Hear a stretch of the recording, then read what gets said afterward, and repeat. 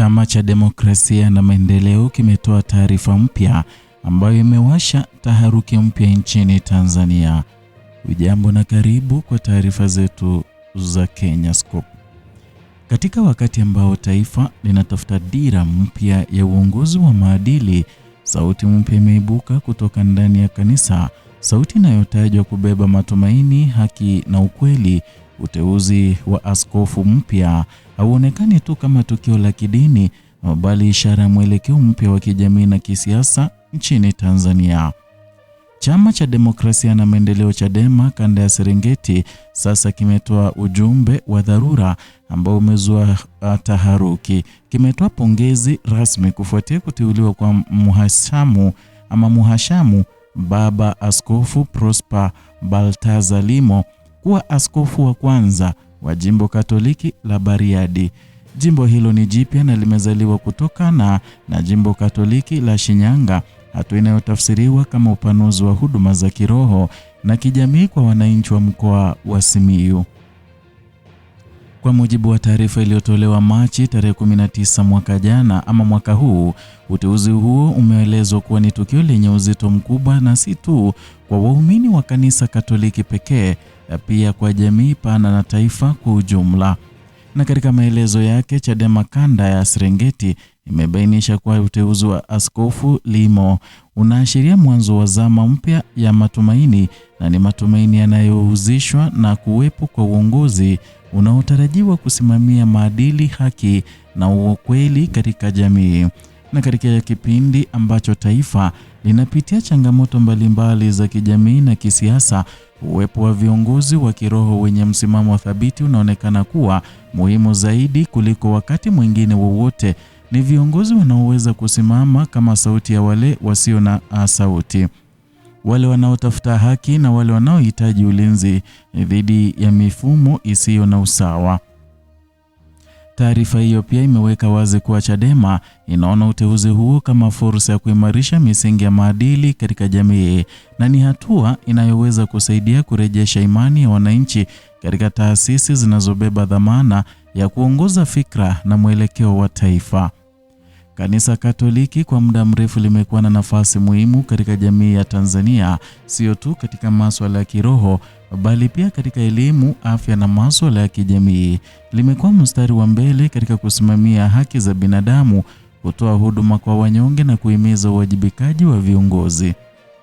Kuanzishwa kwa Jimbo Katoliki la Bariadi ni sehemu ya mkakati mpana wa kuhakikisha huduma zinawafikia wananchi kwa karibu zaidi. Na mkoa wa Simiyu ambao umekuwa ukikua kwa kasi unahitaji miundombinu ambazo ni imara za kijamii na kiroho ili kukidhi mahitaji ya wananchi wake. Hivyo basi, uteuzi wa askofu wa kwanza wa jimbo hilo unachukuliwa kama hatua ya kihistoria na ni mwanzo wa sura mpya, sura inayotarajiwa kuleta mabadiliko chanya katika maisha ya wananchi.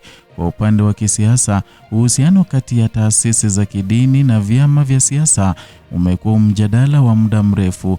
Wapo wanaona umuhimu wa ushirikiano huo, huku wengine wakihofia mipaka yake. Hata hivyo, katika mazingira ya sasa kuna mwitikio unaokuwa wa kutambua nafasi ya dini kama mshirika muhimu katika kujenga jamii yenye haki na usawa. Kauli ya Chadema inaonyesha wazi msimamo wa chama hicho katika kutambua na kuthamini mchango wa taasisi za kidini. Ni ishara ya kutafuta ushirikiano mpana zaidi unaovuka mipaka ya siasa za kawaida. Na katika mazingira ambapo wananchi wanahitaji uwajibikaji zaidi kutoka kwa viongozi wao, sasa taasisi za kidini zinaweza kuwa daraja kati ya wananchi na watoa maamuzi, na zinaweza kusaidia kusukuma ajenda za haki, uwazi na usawa. Kwa jamii ya Simiyu, uteuzi wa askofu mpya unakuja na matarajio makubwa. Wananchi wanatarajia kuona uongozi unaogusa maisha yao moja kwa moja, uongozi unaosikiliza, unaotenda, unaosimamia maslahi ya wote bila ubaguzi. Na kwa upande wa taifa, tukio hili linaweza kuchochea mjadala mpana zaidi kuhusu nafasi ya maadili katika uongozi. Ni mjadala unaogusa kiini cha maendeleo ya kweli, maendeleo yasiyoangalia tu miundombinu bali pia utu, haki na usawa.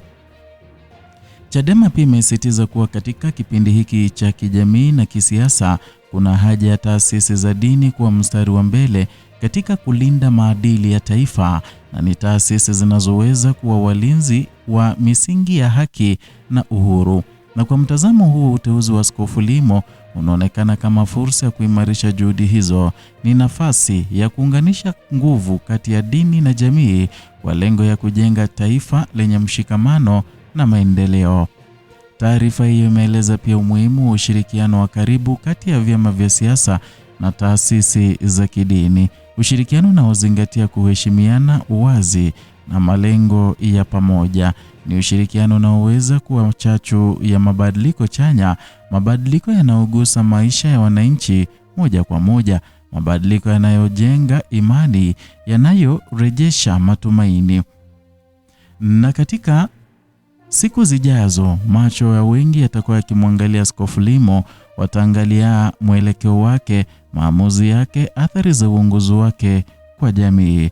Vilevile kutakuwa na matarajio kwa vyama vya siasa kuendelea kushirikiana na taasisi za kidini kwa njia inayojenga, si kugawanya, njia inayoweka mbele maslahi ya taifa. Na katika ulimwengu unaobadilika kwa kasi, mahitaji ya uongozi bora yanazidi kuongezeka.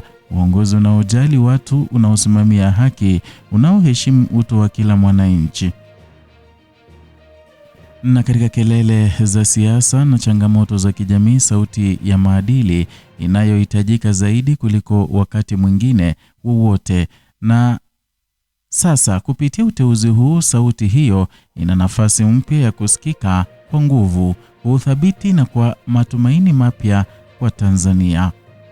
Ni hayo tuliokuandalia mpenzi mtazamaji kutoka hapa Kenyascope, channel yako pendwa inayokuletea taarifa hizi pamoja na zingine kwa kina. Zidi kuwa nasi, zidi kusubscribe kwa taarifa zaidi. Hapa ndipo unapopata taarifa hizo kwa kina.